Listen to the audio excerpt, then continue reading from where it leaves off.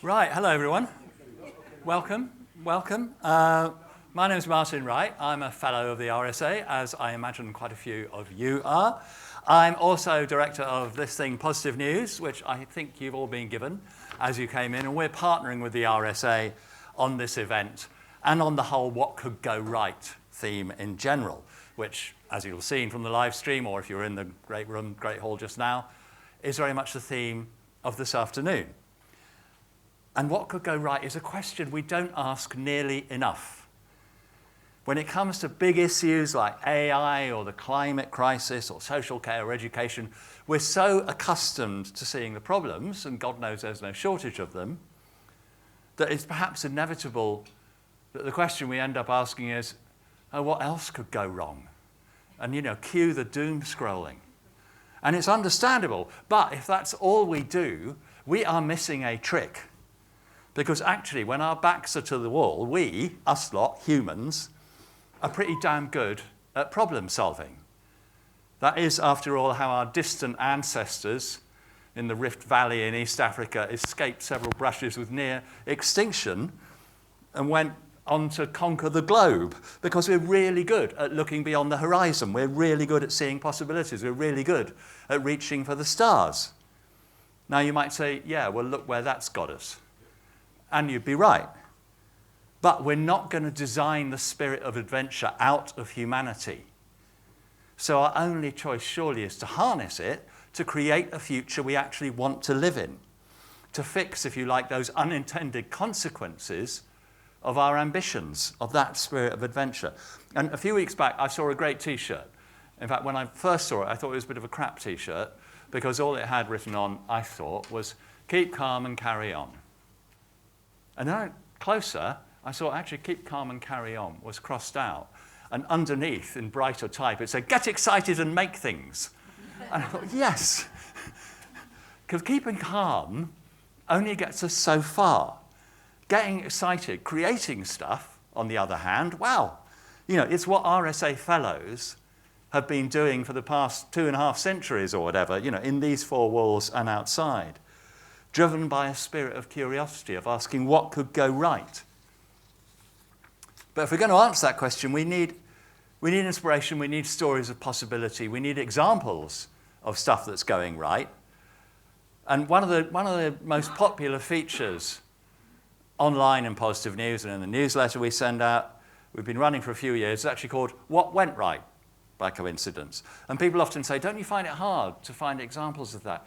Do we? Bollocks. There are a lot of examples out there of people who are doing stuff, who are changing things, who are basically taking action to make their own lives and other people's lives better. And I just picked out a few things in the last couple of What Went Rights alone. We've had stuff about renewable energy outstripping fossil fuels, breakthroughs in how to stay healthy in old age and how to stay productive and contributing in old age, progressive social experiments like piloting the 4-day week, the basic income, menstrual and menopausal leave. Cambridge recently appointed its youngest ever professor, and he's a black guy who couldn't read or write till he was 18. Positive News is full of this kind of stuff, and that's the kind of stuff we're celebrating this afternoon. Stuff that shows promise, stuff that can be held up and say, well, these guys are doing it, why don't you? And this afternoon we're going to hear a lot more stories of what could go right.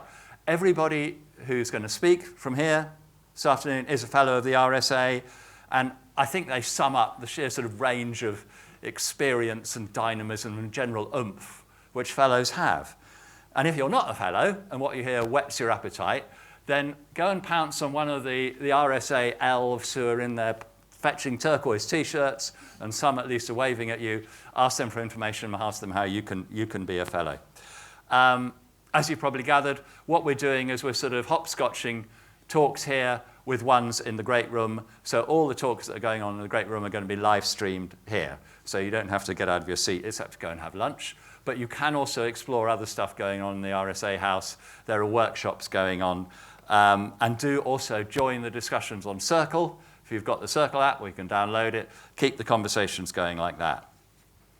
So we're going to kick off, and arguably the most urgent challenge, thing which really needs what could go rightness about it, and that is the search for a livable climate.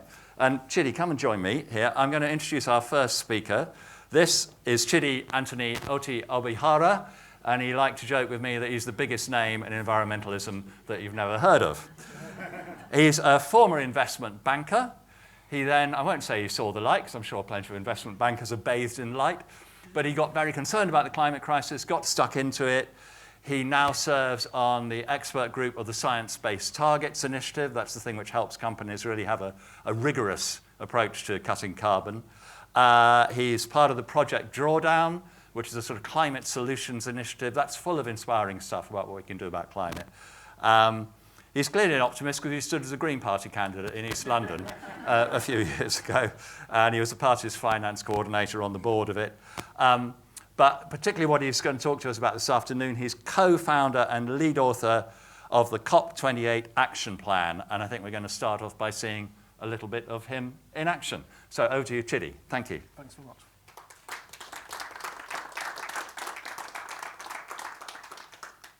Well, thanks very much, Martin. It's really challenging speaking in two terms about the catastrophe that we're in and the hope that we have, but that's the challenge I have for today, and I think I can do it a little bit of justice. But I have to set a baseline for you, so please work with me. I want to show you a couple of videos that kind of show, I think, where we are. It's working. I'm sure it's working. This year will define a legacy.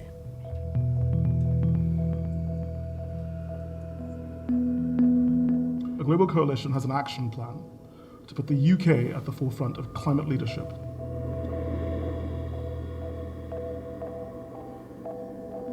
What happens at COP26 will determine the fate of our planet.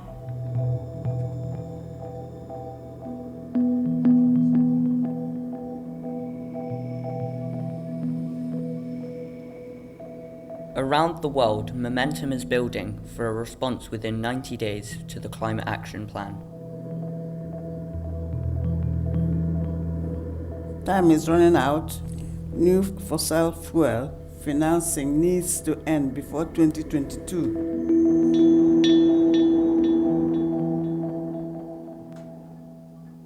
And that was setting the baseline, the launch with my teammates and I of the COP26 Climate Action Plan 2 years ago, just before Glasgow.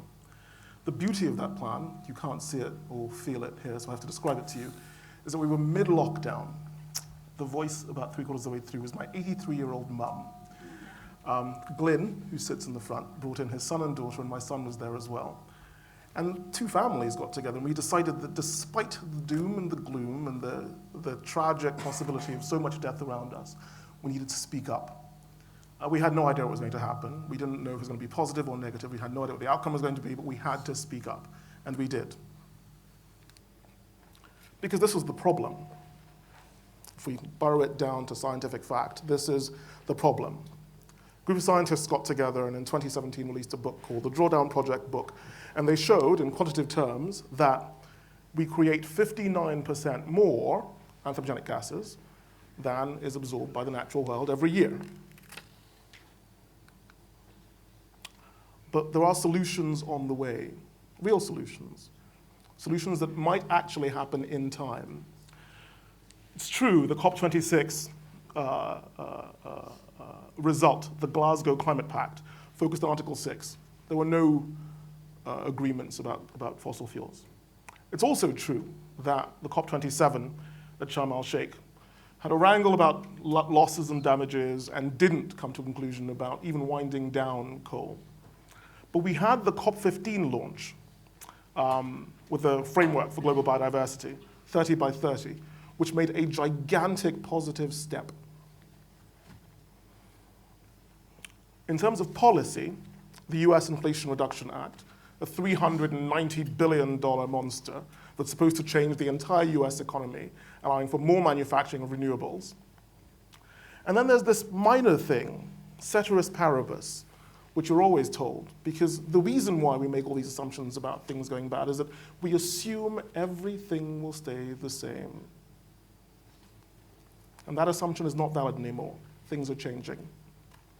And last but not least, we're talking, my team and I, about setting out during London Climate Week, in about a week or so's time, the COP28 Climate Action Plan.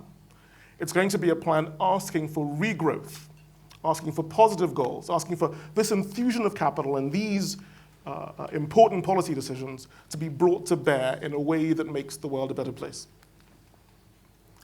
And so once again, about that baseline, you will have friends who are in denial.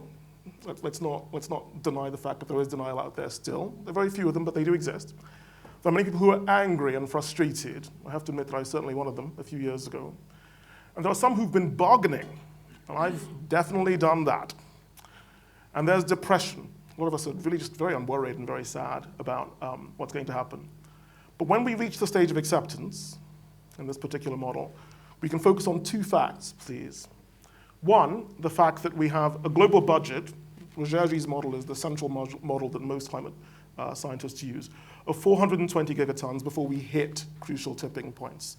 That's the amount that we can put out into the atmosphere before we think that it becomes irreversible.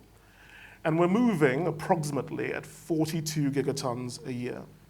So certainly as at 2019, we have 10 more years to go.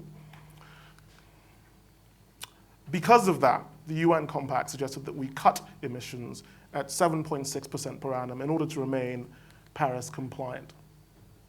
And this is the often talked about graph. The fact that should we follow that linear pathway in the lower blue line, cutting emissions by 7 or 8% per annum, we will stay within tipping points and within constraints of nature that allow us to keep a livable planet. If we don't, we go to other places. Some people believe that with business as usual as it is now, without further change, we might end up in the red zone, a zone of continued growth, where we emit far more greenhouse gases on a per annum basis, and we end up with runaway climate change. But the UN wrote a report setting out what capital flows need to be like, places they need to go, things they need to fund in order to make a really big difference. And they did that in the context of this amazing framework that some of you will be aware of by Kate Rayworth, setting out the fact that there are constraints that we have to look at, but these core constraints are variable, and they include climate action, but they also include important social and biophysical thresholds. Now, the key takeaway from that, and the thing I think all of us would benefit so much from moving away with, is that every country is different. Every place is different. The things we do and the ways that we solve our problems have to be customized to that place. And so I wanted to talk about the context that we're in, the history that we've been through, and how we've arrived at this place. As you can see from this particularly important graph, the use of more and more natural land space for agriculture specifically, but for human use in general, is a core driver of climate change. This particular graph, showing what the Inflation Reduction Act has done, shows a massive change that's being made. As you can see from the graph on the right, the Inflation Reduction Act alone will allow the US to add to the cut in its carbon budget so that by the year 2050, forgive me, no, 2030, luckily, according to that, we will be at almost half of where we were in 2005. And this is a particularly important graph for emphasis. If we are able to change agriculture and protect our ecosystems, these two improvements alone would double the size of humanity's carbon budget. These two improvements alone would take us an extra 10 years away from tipping points. Those two improvements alone double the chances that we do well in future and we do not hit tipping points. So if you imagine going through all of these countries and looking at all of these constraints and saying to absolutely everyone on the globe, if you manage agriculture better and you manage your ecosystems better, you can shift the entire planet to a safer place by the order of 10 years if you focus on those two sectors. Now there's more, but I want to stop here because I want to make sure that we have enough time for questions. I promised Martin that I would. And if we need to go into more detail, we will. Thank you very much. Thanks, Chidi.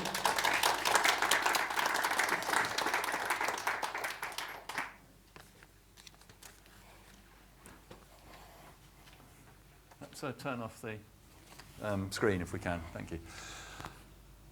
Let's just start with a little vox pop. I mean, Chidi set out the sort of the voice of doom to start with, and for good reason, because it was good to start with a little bit of a reality check before we get too high on the Kool-Aid of possibility.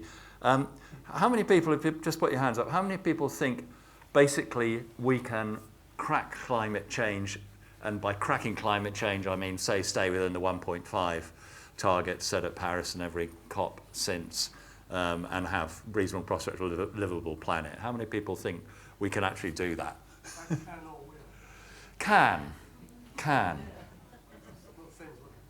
Well, it's interesting, and a lot of people will say can't. How many people think that we can't do that? We actually can't do it.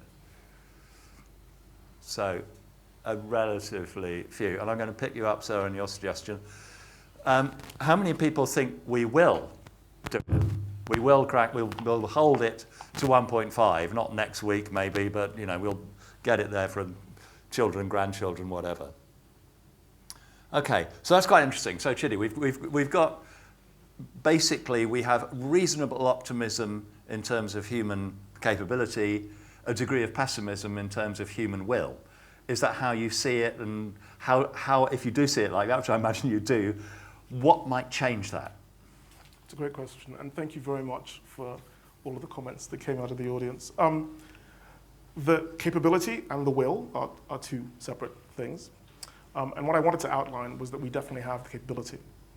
But it's really important, I think, to acknowledge people's fear, people's worries, and use that as a building block on which to move forward to a slightly more optimistic future. Now, one of the last few slides I put up was about agroforestry and ecosystems. And just to be really clear about this, we have three big biodiversity centers right now that exist on the planet. One is in the Congo Basin, the other is Amazonia, and the third is the South Pacific around Indonesia. And all three of these places, in my opinion, need to be protected and grown for us to remain as close to 1.5 as possible.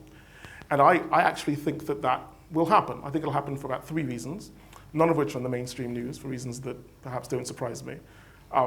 One is that Lula, who's just taken over as president in Brazil, has teamed up with the Congolese government and the Indonesians, and they're in the middle of forming a new coalition of rainforest nations. And that coalition is going to be bargaining for biodiversity credits to maintain those old growth forests. It's extremely important. I can't even begin to tell you how important it is, because while I showed you a chart showing how much of carbon there was in ecosystem maintenance and agricultural reform, the biodiversity that sits on top of that carbon footprint is even more valuable, because organic carbon just makes the world a better place. We've never actually been able to solve pollution problems by taking out the pollutants ourselves. It's virtually impossible to put something into the air and then pick the atoms back out, as humans. What we do is we create biological systems, ecosystems, and we allow them to solve the problems that we've created. And one of the reasons why I'm really, really confident that we will get to where we're going to is that I am confident that between that coalition of three nations and a willingness to develop nature-based financial disclosures, nature-based credits, nature-based financial systems, that we can solve the problem. Yeah. Let's take some questions from the audience before I pitch in. I'm sure there are some. Please, sir. I think I just noted one of the graphs. Oh, sorry. It's my fault. Wait for the mic because we're being recorded. Sorry. Thank you very much, Chidi. Excellent presentation. I noted a graph that you flashed up a couple of times, and in it you had most of these sub-Saharan African countries in I think it was in a bubble which said rise. Is it rising or rising? What does that mean in practice? That's an exceptionally good question. Thank you for that, Henry. Thank you. So I didn't plant that question. It really is actually a very good question. So there's a big debate that's going on between the growth camp and the degrowth camp. I'm sure many of you have heard of it. And anyone who doesn't take a side in this is somehow a really bad person. I mean, you can't be a growther or non-growther without sort of dealing with that culture war. And I'm not in either camp, and that chart is the reason why I'm not in either camp. Humanity is moving from a phase of GDP accumulation to development. We're not about adding extra shillings for any one set of economic activities or not. We're about the full panoply of what constitutes well-being. Now, Kate Raworth's incredibly brilliant framework for understanding the constraints the humanities face in different constituent places applies to different places in different ways. Now, I think it might actually make sense for me to put this up so that you can see what I mean. May I have the graph back, please? Right, this is the reason why I moved here. So the donut hypothesis is incredibly important. It shows concentric circles around which, we can overconsume or underperform. And you'll see in red on the outside of the donut that climate change, excessive use of carbon in this particular case, is a key policy issue we need to consider in depth. However, different countries have different experiences of those constraints. And that's why this graph is so important. And as Henry pointed out, there are many countries here whose citizenry live inside their donut in a suboptimal or optimal way. And for them, there's a really important need to create social infrastructure, environmental infrastructure, and physical infrastructure that allows them to develop, to meet the needs of their people. You will be unsurprised to know that for many of these countries, the average per capita carbon footprint of the citizenry is below 2 tons per annum. At the other extreme, the US, for example, there are consumption rates, especially for fossil fuels, that are far too high. And so you see the red sign that sits on the outside. And that's where the growth and degrowth argument gets dealt with, I think, in a lot more detail. The COP28 Climate Action Plan talks about regrowth. Now, regrowth has to do with dealing with those constraints in a constructive way. If you have ecological constraints, like you don't have enough fertile land, you can invest, you can take out activities that expand those constraints. You can reforest land, you can expand sea meadows, you can reinstate ecosystems that didn't thrive in the past by rewilding them, for example. Regrowth is an extremely important component in dealing with this apparent difference between degrowth and growth. We have to figure out a way of growing the size of the ecological environmental pie, if you want to call it that. So I hope that starts to explain that for you, Henry. It's a slight... Mike again, please. Just brief follow-up, if that's okay. But for the person in Lagos or in Accra or in Brazzaville who is being told, don't go up to Libya or Tunisia and try and go use the back door to Europe, because look what happened this week. Stay in your country, develop it, use the tools that are available. They don't have the levers that we have here in the highly industrialized world. They want to see industrialization. They get furious when they're told at COPs, you can't do it the way we did it. What do you tell those people who want it today? They've got their phones, but you won't get liberation through phones alone. Great question. So, competing development paradigms and or development pathways. It's a great question. The pathway that Europe and the US use to get to the point they are in their consumptive patterns is not a viable, sustainable pathway for the planet. We know this. But the responsibility for changing that cannot lie on the shoulders or heads of people who didn't contribute to that process at all. That's settled. That's not an issue for argument. The argument now is, how do we make that transition happen quickly while making that transition happen equally quickly? And to answer that question, I can answer it directly. If you're a citizen of Texas, for example, you have a carbon footprint of approximately 25 or 30 tons per annum. which is huge by global standards. Ours is about 5 in the UK. And the reason why that happens is that if you're in that part of the world, you have coal-fired power stations, you have oil-fired power stations, and you have a state legislature that virtually legislated against onshore wind and solar panels being added to the grid. We'll come to that later on. You can change that pattern by changing that system. So the issue of transition is important there, in that place, for those people with those systems. What is happening over here is development. And development is very different from general consumption and growth, as it were. So when we talk about regrowth for the COP28 letter, we're saying that if you focus on a whole element of the SDGs that sit outside of climate, such as access to clean water, access to education, etc., if you focus on those things and grow those, you can see that happen. If you focus on SDG 13 and climate, you see that happen. So we're separating the two. Not all growth is the same, in summary. Let's take a question from here. Thank you, and thank you, Henry. Oh my word! Sorry. We're going to be very strong. Wow. Do you all know each other? Or is this just It's really encouraging that we have some of the technical solutions, but what we need is political will. We have the first Africa Climate Summit that will take place in Kenya, hosted by President Ruto at the beginning of September. We have the Secretary General having a climate summit not 2 weeks later in the UN General Assembly, and we have another COP round. So my question is, how can we develop a political process that is more effective than what we currently have with COP? And particularly, what do you think we should be getting out of the Africa Summit? a couple of easy ones for you, Chidi? Again, that was an exceptionally good question. So political stalemate has varied quite a lot, actually. And I don't mind if you can do this. Hang on. I'm going to go back a little bit because, and this is the reason why, I'm so sorry. This was the reason why I wanted to play the videos at the start, because COP has been a disappointment.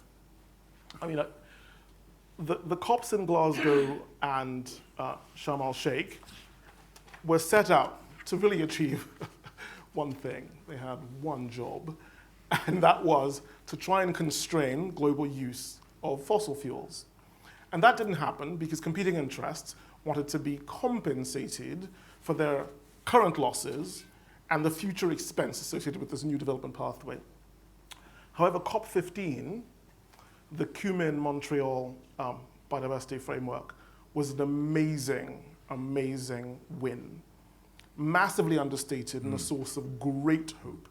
The 30 by 30 target, it has 4 goals and 23 targets, but the 30 by 30 target is an incredible ability to make a gigantic amount of difference.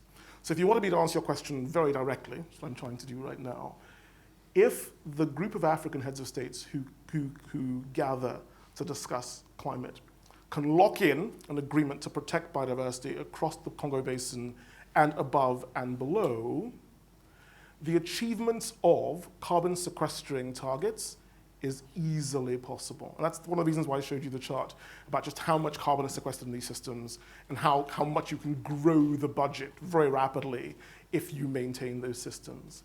Now, your question about how do we make international decision-making far more effective is a particularly powerful and prescient one. Antonio Guterres has been asking that question for a very long time. The summit that's planned by UNGA, by the UN General Assembly in September, is supposed to answer that question. And as always, it's about incentives and costs.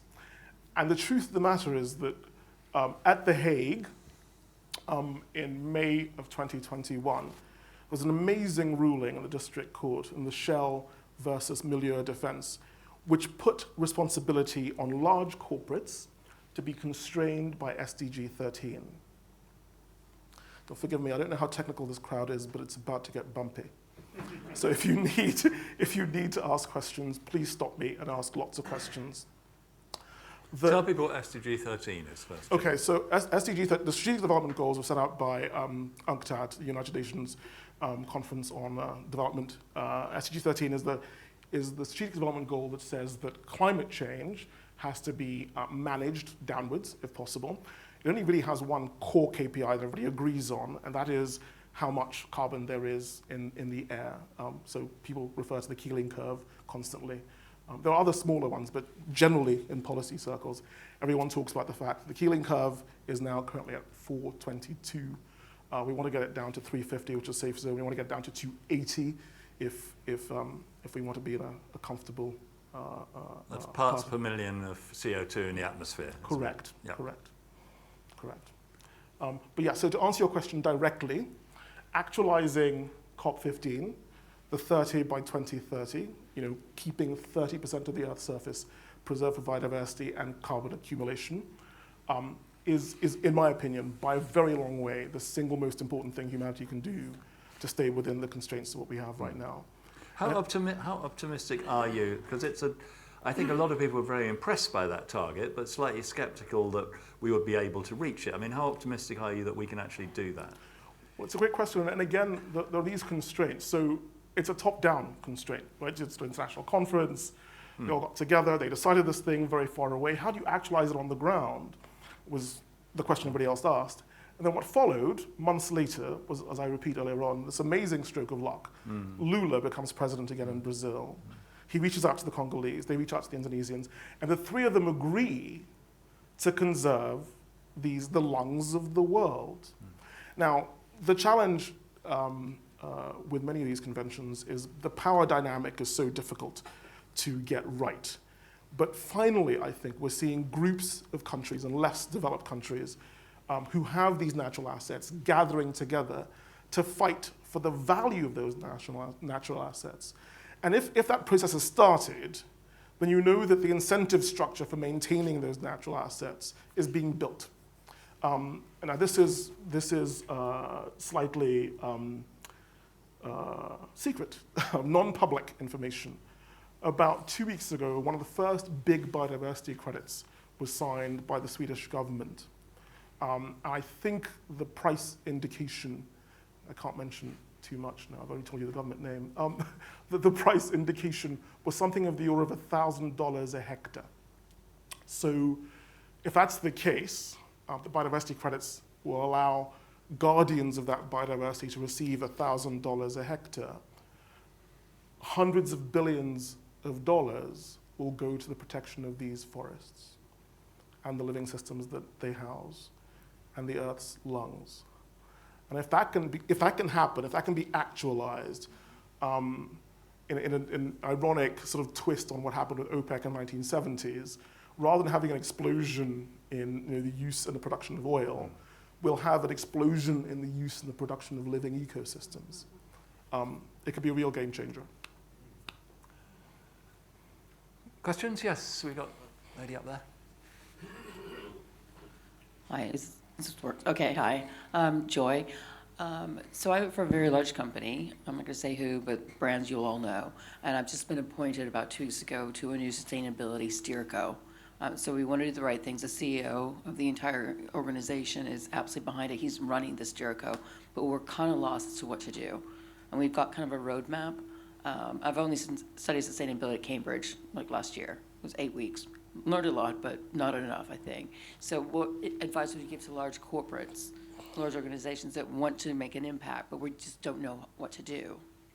If I'm honest, does that make any sense?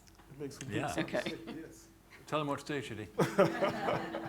Well, the Cambridge Institute of Sustainable Leadership is a great school. So you've done the first and most important thing. A piece was written in the Financial Times about 5 years ago.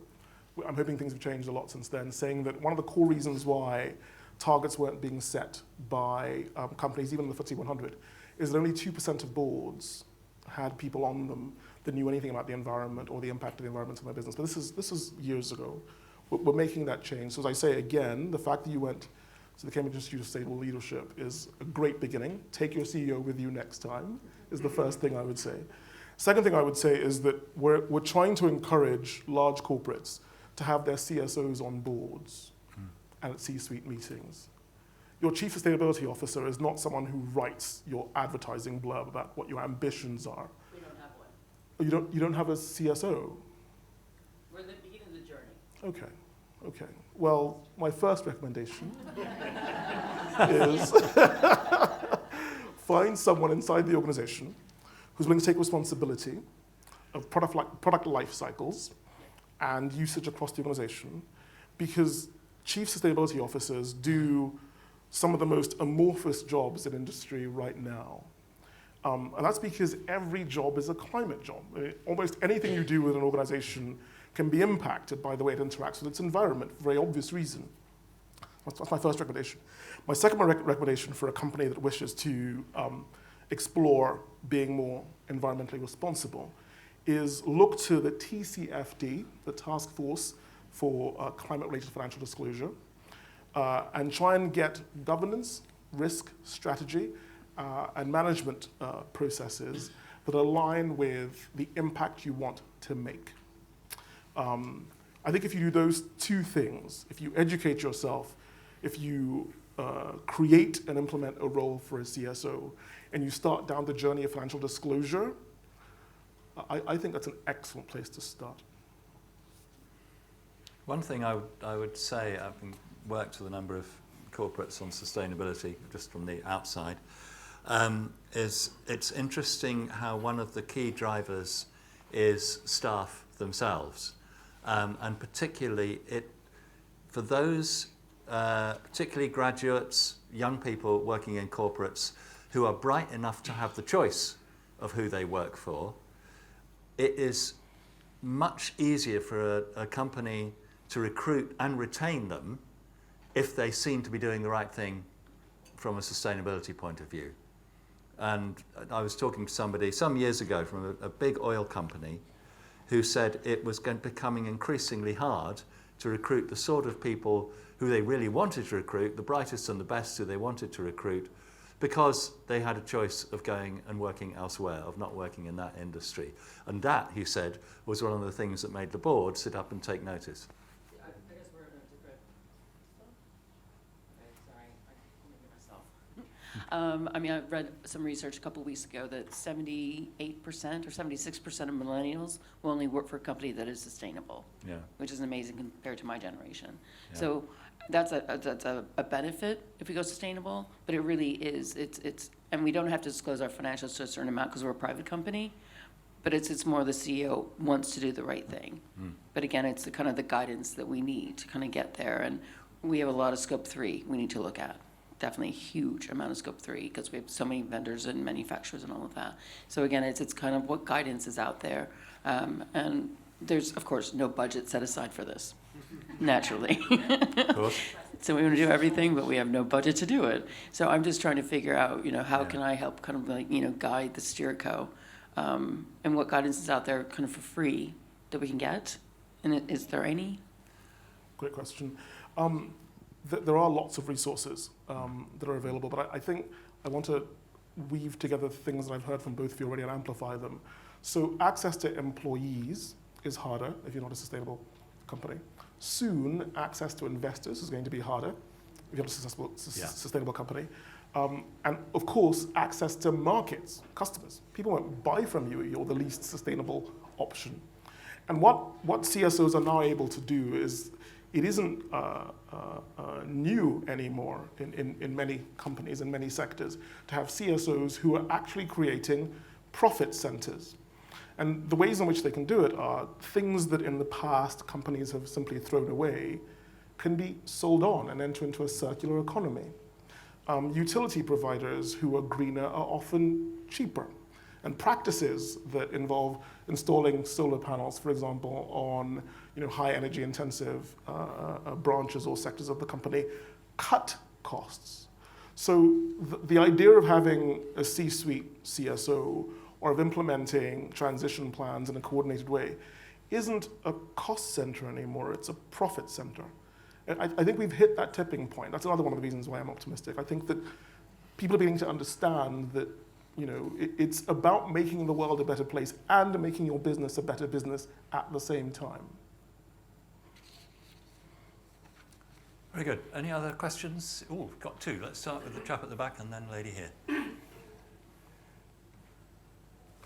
Thank you very much for your presentations and for all the questions so far. I think it's extremely insightful. So I am an urban planner, but also a technologist. And the reason I became a technologist and a CDO was I found out that just with plans and policies, you cannot do much, especially if there is, as mentioned earlier, no political will, or things can take a long time, and people might get frustrated because they don't see the effects immediately. So I know that there are many interesting projects and technologies that are actually making an impact beyond the report or beyond the target or a proposal. So can you provide some examples of technologies or projects that can encourage people to get more involved? The kind of technologies that showed immediate or effects in short term and people can adopt on a wider scale. Thank you. Great question. Great question. Thanks very much. So I already hinted at it just now. And it's a little bit cliched, but it's actually very, very important. Solar panels. Now semi-ubiquitous solar panels.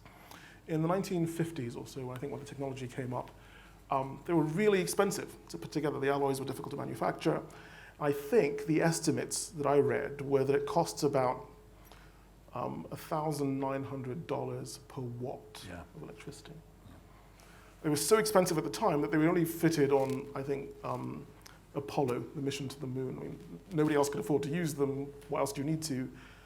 The levelized cost of electricity now, according to Lazard's, a very respected consultancy, with utility scale solar, is I think 9.3 pence per watt. It's the cheapest electricity ever generated that we've ever heard of, ever. Which is the reason why I said just now as I spoke, as a company that's interested in transition, it makes economic sense to make that transition, even on your scope 1, even on the stuff that you use yourself. I'm going to take that example and stretch it even further to show where we are in a way I think that people aren't very clear about. Everyone, including myself, was very frustrated when we found out that Jibril El-Sharma, I think is his name, he's the CEO of the Abu Dhabi Petroleum Company. He's the current president of COP28. When you found out that they had made the CEO of their national oil company the president of the COP process, I don't know about you, but I was slightly disappointed. Like, this doesn't make any sense to me. I thought we were trying to ask him to stop. You've just given him the steering wheel, the gearbox, the car, and you filled up the tank, and it doesn't make any sense. And so I started digging, because it was really important to me to try and get to the bottom of this. I called up friends who were in Dubai. I was like, this is insane. What are you people doing? Are you unhinged? And they said, well, you have to sort of go back and see what that company is doing. Now, the UAE National Petroleum Company has built the biggest solar array in the world. And they've just breached the 9.3 cent per watt price tag. I don't know what it is, that they're claiming it's like 8 or something. But something really striking has happened there, in that a man who's actually doing transition has been called in to manage a transition for him. Now, don't get me wrong, I'm not a huge fan of everything he does, and there are really big problems with what's going on. But I think we're starting to see this, I think, a social tipping point, where the arguments for and against are coming together, and the arguments for renewables are winning on cost everywhere, all the time. And we need to say that out loud, clearly so everybody can hear. Because otherwise you get told that you're a hippie and a tree hugger. I love trees, nothing wrong with hippies. but the economics actually works, like really works. Got time for one more question. I think you had your hand up. If you would just wait for the mic for a second. Thank you. Thanks, Chidi, for sharing your optimism with all of us. This sort of tags on to that previous question. In the spirit of positive news, are there any positive examples, be those countries, be those companies, be those regional legislators that you can point to anywhere in the world, that you can point to and say, actually, they've got this right, and this is a model we might be able to follow, just as a way to prove that there is possibility? I've got one, but Chidi, you start. Thank you for that. So in August of 2022, that's a hint that some of you will automatically know what I'm about to say. This act came through called the IRA. So it wasn't a hit in Britain. But the Inflation Reduction Act is radical beyond anything we'd imagined possible beforehand. You have to kind of see where we were. We were dealing with Trump. We had to bite our tongues and try to be constructive about what was a very destructive process where environmental policy was concerned. The EPA had its mandate junked. A lot of bad things were happening. But the Inflation Reduction Act is an incredible piece of legislation. It isn't perfect. It allows for new fossil fuel projects, which we're not happy about. But on the other side of the balance sheet, it has unlimited tax credits available for companies who are in transition. Unlimited. The estimates that have come out from Rhodium that it's going to deliver 389 billion, about 30 billion a year, in renewable infrastructure growth over the next 10 years are, in my opinion, a massive understatement because it's uncapped. And what it's done, and the reason why it's a great tipping point, is that it's evangelizing companies because they're now seeing the balance sheet benefits of transition. They're seeing that when you go from using the dirty coal or gas-fired utility provider that you used to use, and you become a part owner of a solar array, and your electricity bills falls by 90%, and these numbers do happen in places like Texas. And every time there's a massive global shock and oil prices spike, you're unimpacted. It evangelizes people in a really moving and important way because they then realize that this is actually just the right thing to do. So, granted, it could be better, and we could hope for more from lots of other governments, but if I had to choose one, I'd choose the IRA. I'm afraid we're sort of going to wrap up. If you've just got time for a very quick question, because we're keeping you from lunch otherwise. Very quick question, yes, please. We'll just wait for the mic, if we can pass the mic.